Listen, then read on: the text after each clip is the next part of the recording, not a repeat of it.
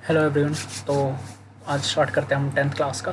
तो tenth class में मैंने बहुत सारे टॉपिक पढ़ा दिए थे, हमारी 2-3 वीडियो आ चुकी हैं टेंथ क्लास के रिगार्डिंग, ठीक है ना। तो मैं हल्का फुल्का एक बार उसका रिवाइज़ करा देता हूँ और फिर देन उसके बाद हम अपना बढ़ते हैं आगे की तरफ।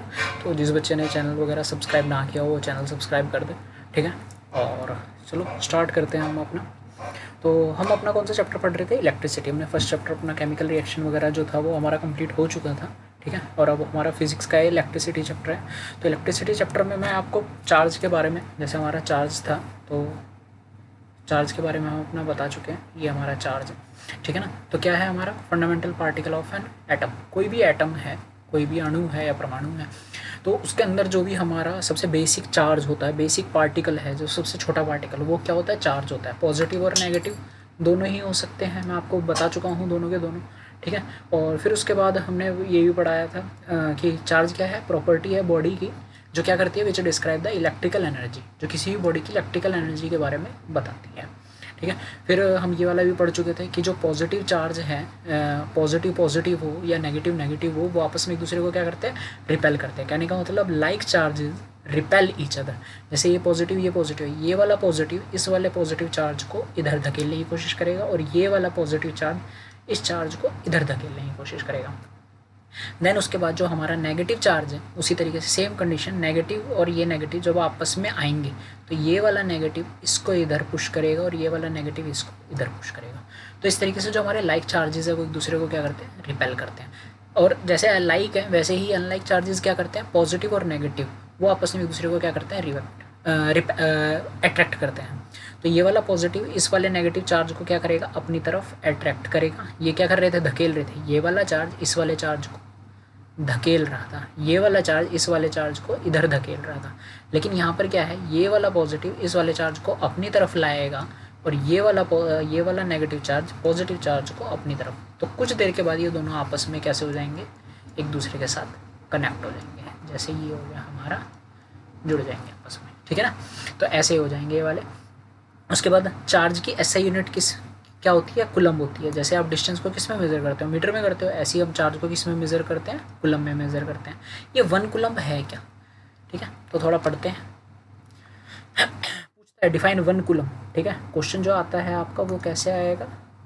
वो बोलेंगे डिफाइन 1 कुलम्ब। 1 कुलम्ब को आपको डिफाइन करना है। तो 1 कुलम्ब क्या है? वो चार्ज है जो प्रेजेंट होता है किस पर? अप्रॉक्स 6 इंटू 10 की पावर 18 इलेक्ट्रॉन्स। 6 इंटू 10 की पावर 18 इलेक्ट्रॉन। बहुत सारे इलेक्ट्रॉन हैं। चार्ज आपके सिर्फ किसी भी पार्टिकल के अंदर दो चीज़ों से पता चलते हैं। या तो आपके पता चलेंगे इलेक्ट्रॉन्स से, इलेक्ट्रॉन को ई माइनस से डिनोट किया जाता है, या फिर पता चलेंगे प्रोटॉन से। प्रोटॉन को पी प्लस भी बोल सकते हो या फिर ई प्लस भी बोला जाता है कई बार, ठीक है ना। तो दो ही चीज़ों से पता चलते हैं। इलेक्ट्रॉन जो होता है आपने पढ़ रखा है वो एक नेगेटिव चार्ज पार्टिकल है। तो नेगेटिव चार्ज किसी बॉडी पर है तो इसका मतलब समझ जाना वो किसकी वजह से? इलेक्ट्रॉन की वजह से। और किसी बॉडी पर पॉजिटिव चार्ज है तो वो किसकी वजह से? प्रोटॉन की वजह से। तो वो हमारा हो गया पॉजिटिव चार्ज, क्या यहाँ लिख भी रखा है मैंने। Positive charge arise due to proton. Positive charge किसी बॉडी पर तो प्रोटॉन की वजह से, नेगेटिव चार्ज किसी बॉडी पर है तो किसकी वजह से? इलेक्ट्रॉन्स की वजह से। अब जो हमारा प्रोटॉन है उस पर चार्ज कितना होता है? 1.6 10⁻⁻19 कूलम। बहुत कम चार्ज है ये वाला, ठीक है ना। तो प्रोटॉन पर इतना। सेम चार्ज ही हमारे इलेक्ट्रॉन पर भी होता है, लेकिन फ़र्क सिर्फ किसका है? हमारा फ़र्क आएगा सिर्फ हमारा प्लस का और माइनस का। जैसे आप इधर देख पा रहे हो, प्रोटॉन है पॉजिटिव चार्ज तो इधर आएगा प्लस, और नेगेटिव है तो क्या आएगा? नेगेटिव। क्लियर है? देन उसके बाद मैंने आपको थोड़ा इलेक्ट्रिसिटी के बारे में बताया था। इलेक्ट्रिसिटी भी हमारी दो तरह की होती है, एक होती है इलेक्ट्रोस्टैटिक और एक होती है करंट इलेक्ट्रिसिटी। ये इलेक्ट्रोस्टैटिक क्या है? इलेक्ट्रो वर्ड तो मतलब आपका हो गया इलेक्ट्रॉन्स। इलेक्ट्रो वर्ड का मतलब क्या हो गया आपका? इलेक्ट्रॉन्स। और स्टैटिक्स का मतलब होता है रेस्ट। तो जब आप इन दोनों को कंबाइन करोगे तो इलेक्ट्रॉन रेस्ट पर है। कहने का मतलब इलेक्ट्रॉन मूव नहीं कर रहे।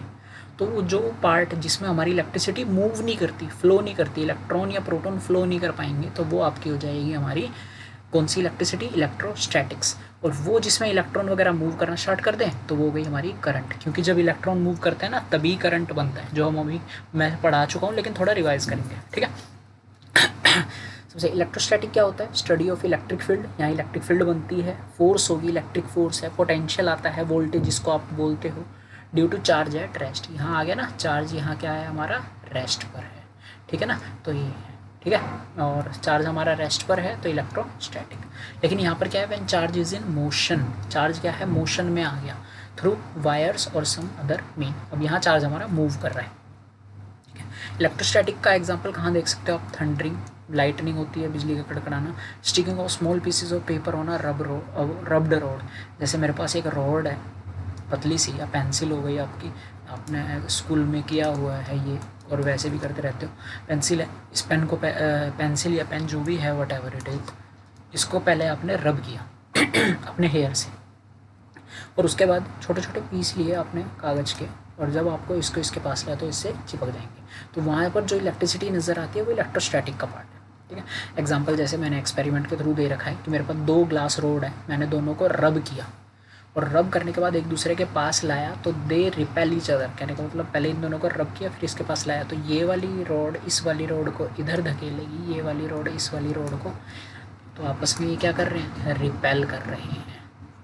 क्या कर रहे हैं, रिपेल कर रहे हैं। फिर उसी तरीके से both glass rod are rubbed with silk cloth, दोनों को सिल्क क्लॉथ से रब किया, और जिससे मैंने रब किया था ये एक हमारा सिल्क क्लॉथ है, ये फर्स्ट है, और ये हमारा सिल्क क्लॉथ सेकंड है। हमने इन दोनों को रब किया और ये भी आपस में क्या करेंगे, रिपेल करेंगे। ये कर क्यों रहे हैं, आपने इसको रब किया इससे, तो इनके ऊपर कोई भी चार्ज आ गया। मैंने माना जब आपने इन दोनों को रब किया, इस सिल्क क्लॉथ को और इस वाली रोड को रब किया, तो फॉर एग्जांपल इस पर पॉजिटिव आ गया, इस पर नेगेटिव आ गया। ज़रूरी नहीं है हमेशा इस पर पॉजिटिव, ये नहीं पता चला कि किस पर पॉजिटिव किस पर नेगेटिव, और अगर इस पर नेगेटिव आ गया तो इस पर क्या आ जाएगा, पॉजिटिव। तो फॉर एग्जांपल इस पर पॉजिटिव है तो इस वाली पर भी पॉजिटिव आएगा, तो पॉजिटिव पॉजिटिव रिपेल करेंगे। अगर इस पर नेगेटिव आया तो इस वाली पर भी नेगेटिव आएगा तो भी रिपेल करेंगे। लेकिन ऐसा नहीं हो सकता कि इस पर पॉजिटिव आ जाए इस पर नेगेटिव आ जाए, ये कंसेप्ट गलत है। सिमिलरली यहाँ पर तो दोनों पर अगर आएगा तो सेम आएगा, लेकिन एक रॉड पर और एक क्लॉथ पर, इन दोनों पर अपोजिट होगा। इस पर पॉजिटिव है, इस पर नेगेटिव, इस पर नेगेटिव है तो इस पर पॉजिटिव। तो इस वजह से जब आप इन दोनों को पास लाओगे, अब मैं एक बार इसको लाया तो ये नेगेटिव है तो एक दूसरे को अट्रैक्ट करेंगे, या फिर अगर आपका ये पॉजिटिव है तो ये वाला क्या हो जाएगा, नेगेटिव, और अगर ये नेगेटिव है तो ये वाला क्या हो जाएगा, पॉजिटिव। तो कहने का मतलब ये हमेशा आपस में रिएक्ट करेंगे। But when they once again brought to each other, लेकिन अब ये इनको वापस लेके जाओगे तो ये नो लॉन्गर रिपेल और attract each other because force becomes zero as before. क्योंकि जैसे ही इनको आपस में लाए तो बाद में फोर्स वापस क्या हो जाएगी, ज़ीरो हो जाएगी। थोड़ा पढ़ेंगे इसके बारे में डिटेल में भी। अब थोड़ा देखते हैं चार्ज क्या है। Charge is in an entity, ये एंटिटी का वर्ड का मतलब क्या है, तो देखो which means it has independent existence. Independent existence मतलब इसको किसी की ज़रूरत नहीं है, खुद ही एग्जिस्ट कर सकता है। Which is responsible for electrostatic interaction, ये इंटरेक्शन वर्ड दोनों के लिए यूज़ किया जा रहा है, रिपल्शन के लिए और अट्रैक्शन। कहने का मतलब अट्रैक्शन भी हो सकता है और रिपल्शन भी हो सकता है। और चार्ज कैसी एक स्केलर क्वांटिटी, स्केलर क्वांटिटी और वेक्टर क्वांटिटी में डिफरेंस याद रखना, बता देता हूँ। वैसे 9th क्लास में पढ़ा होना चाहिए आपको स्केलर और वेक्टर, ठीक है। स्केलर क्वांटिटी वो जिसमें आपके पास सिर्फ क्या हो,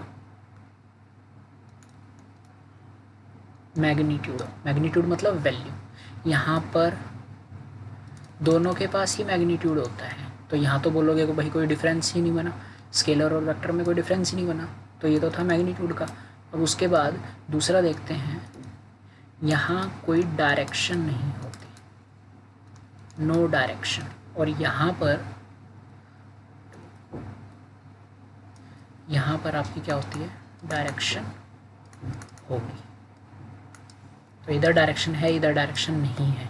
कहने का मतलब अगर मैं बोलूँ हवा चल रही है तो स्पीड जो है हवा की वो मैंने माना 25 किलोमीटर पर आवर है, तो ये क्या मानी जाएगी, एक स्पीड है, और इसके पास डायरेक्शन नहीं है। मैंने ये नहीं बताया हवा कहाँ चल रही है, लेकिन अगर मैं बोलूँ 25 किलोमीटर पर आवर है लेकिन W2E, कहने का मतलब वेस्ट से ईस्ट तक, तो वेस्ट से ईस्ट का मतलब है कि मैंने यहाँ पर डायरेक्शन को स्पेसिफाई कर दिया, तो ये हमारी क्या बन गई, वेलोसिटी। तो वेलोसिटी इस वजह से ये मानी गई वेक्टर क्वांटिटी और ये मानी गई स्केलर। इसके पास डायरेक्शन नहीं है वैल्यू तो है, मैग्नीट्यूड मतलब न्यूमेरिकल वैल्यू दोनों के पास है, लेकिन इसके पास डायरेक्शन नहीं है और इसके पास डायरेक्शन है। तो इस तरीके से बोला गया है कि चार्ज क्या है, एक स्केलर क्वांटिटी है। फिर उसके बाद प्रॉपर्टीज़ ऑफ चार्ज पढ़ना है। सबसे पहली प्रॉपर्टी है हमारी conservation of charge. Conservation of charge का मतलब है चार्ज कंजर्व्ड है। रटी रटाई डेफिनेशन जो हम पढ़ते हैं, charge can neither be created nor be destroyed in isolation. कभी भी चार्ज ना तो कभी खुद क्रिएट होंगे, ना ही कभी खुद डिस्ट्रॉय होंगे। होता क्या है, it can only be transferred from one body to another body. ये जस्ट क्या हो सकता है, एक बॉडी से दूसरी बॉडी तक सिर्फ ट्रांसफ़र हो सकता है। लेकिन ये जो प्रूफ हुआ है ना, वो इस्टेब्लिश्ड एक्सपेरिमेंटली। कहने का मतलब ये एक्सपेरिमेंटली हुआ है, इसका कोई ट्रस्ट प्रूफ नहीं है अभी हमारे पास। ठीक है, अब total charge of an isolated system is always conserved. ये आइसोलेटेड सिस्टम वर्ड होता क्या है, आइसोलेटेड सिस्टम मतलब जिस पर नेट फोर्स क्या हो, ज़ीरो हो, मतलब अकेला। आइसोलेट वर्ड का मतलब होता है अकेला, सिंगल, अलोन। ठीक है ना, तो वो अकेला है, कहीं मूव नहीं कर रहा, तो कोई फोर्स नहीं लग रही। फिर आता है भाई हमारा क्वांटाइजेशन ऑफ चार्ज। क्वांटाइज्ड का वर्ड मैं बता चुका हूँ, जैसे कभी भी चीज़ें फ्रैक्शन मेरी नहीं रहती, क्वांटाइज्ड में हमेशा इंटीग्रल मल्टीपल होना चाहिए। जैसे मैं यहाँ पर देख देता हूँ, क्वांटा का मतलब इलेक्ट्रॉन 1 है, 2 है, 3 है, 4 है, 5 है, 6 है, 7 है।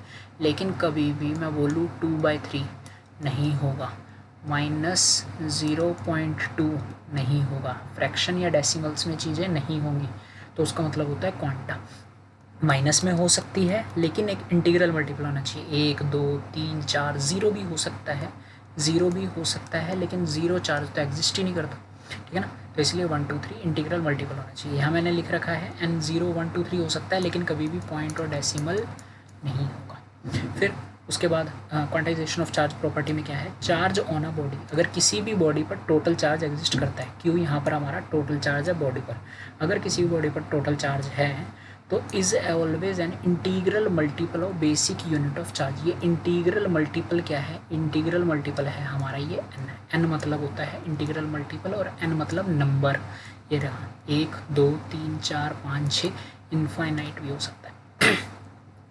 और बेसिक यूनिट ऑफ चार्ज कहने का मतलब चार्ज पर कितनी वैल्यू होती है, मैंने अभी इलेक्ट्रॉन प्रोटॉन बताया, 1.6 10⁻⁻19 कूलम। अगर इलेक्ट्रॉन है तो माइनस, प्रोटॉन है तो प्लस। ठीक है, तो किसी भी बॉडी पर जो चार्ज रहेगा वो किस फॉर्म में रहेगा, Q = ±me। एन यहाँ पर 1 चार्ज, 2 चार्ज, 3 चार्ज, और E तो फिक्स्ड है। E हमेशा आपको याद रखना है, E की वैल्यू ये याद रखना हमेशा, 1.6 10⁻⁻19 कूलम।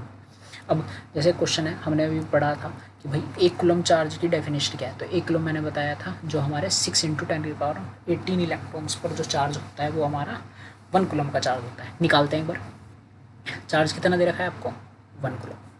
एक E की वैल्यू कितनी है, 1.6। तो 1 कूलम टोटल चार्ज है और एक चार्ज की वैल्यू इतनी, तो टोटल चार्ज कितना हो, टोटल कितने हो गए हमारे, तो Q = Ne। तो n निकाला, ये E जो है वो इसके नीचे जाकर डिवाइड हो जाएगा, तो यहाँ पर n क्या बना आपका, n = Q/E। Q की वैल्यू 1 कूलम है, वैल्यू कितनी, 1.6 10⁻⁻19। तो जब हमने डिवाइड किया, इस 10⁻⁻19 को ऊपर लेके गया, प्लस हुआ, 1.6 आया, इधर से 19 था, एक 0 में इधर ले आया तो इधर की एक पावर घट गई, 18 हुआ। 10 को 1.6 से डिवाइड करोगे तो 6.25 आया, 6.25 और 10⁻18 इलेक्ट्रॉन ये है ही। तो कहने का मतलब इतने इलेक्ट्रॉन्स पर हमारा कितना चार्ज होता है, 1 कूलम का। 6.25 एग्जैक्ट वैल्यू है, बाकी आप 6 × ये भी लिख सकते हो, है ना। फिर charge is additive in nature. Additive मतलब जो आपस में जुड़ सके हो। Total charge on a body is the algebraic sum of individual charge. Total जो चार्ज होगा किसी बॉडी पर वो क्या होगा, एल्जेब्रिक सम होगा। ये मैंने माना कि मेरे पास एक बॉडी है, ठीक है, पूरी पर चार्ज कितना है, Q। मेरे को नहीं पता इस Q की वैल्यू कितनी है, लेकिन मेरे को ये पता है इस पूरी बॉडी के अंदर 3 अलग अलग पार्टिकल्स हैं। पहले पार्टिकल पर चार्ज +2 इलेक्ट्रॉन, दूसरे पार्टिकल पर कितना चार्ज है, +4 इलेक्ट्रॉन के बराबर, तीसरे पार्टिकल पर कितना चार्ज है, -3 इलेक्ट्रॉन का। तो टोटल चार्ज निकालना है तो जस्ट कुछ नहीं, इन सबको ऐड कर दो, 2 और 4 ऐड हो गया 6 और माइनस में 3, तो 6 - 3 3 इलेक्ट्रॉन का टोटल चार्ज है।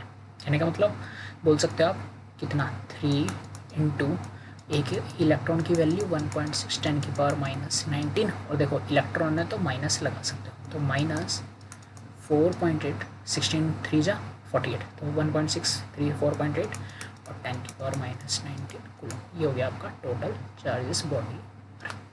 क्लियर है? ठीक है। चार्ज करने के मेथड क्या है?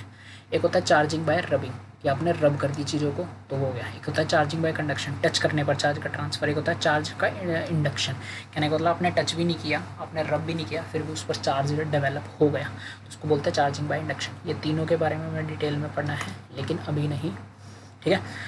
तो ये ध्यान रखना। बाकी ये हमारा चार्ज के बारे में था, इसको थोड़ा रिवाइज करो, देन हम अपने अगले टॉपिक पर बढ़ेंगे, वो है हमारा करंट। ठीक है, इसको अगली क्लास में पढ़ते हैं, और आज के लिए थैंक यू।